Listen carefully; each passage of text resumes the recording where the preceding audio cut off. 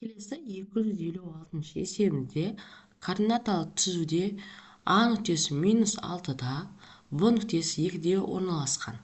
С нүктесінің координатасын табыңыздар дейді. Яғни -6 мен 2-ның ара қашықтығын есептей аламыз. Ол бізде 1, 2, 3, 4, 5, 6, 7, 8 бірлікке аралас.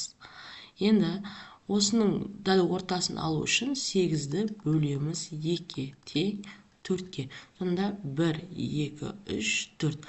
Мына бір нүктеміз С нүктесі болады. Оның координатасы -1, -2-ге деген.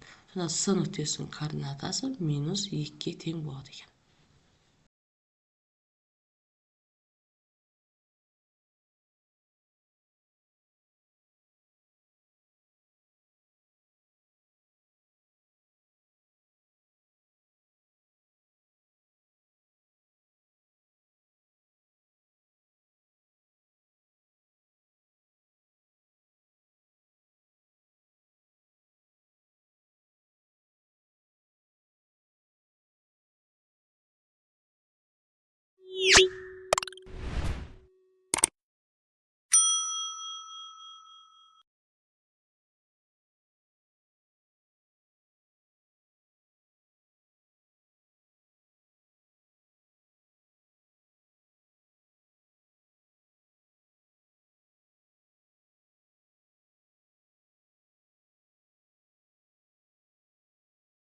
Келесі 258 есеп, жұлдызшаның орнына теңдік тура болатындай таңбаны қойыңыздар дейді.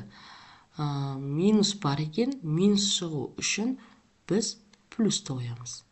Келесінде оң таңба шығу үшін минусты қоямыз. 2 минус плюс болады бізде. Келесі плюс шығу үшін минусты қоямыз.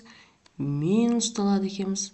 Одан кейін минус қоямыз және плюсті қояды екенбіз. Есебіміз аяқталады.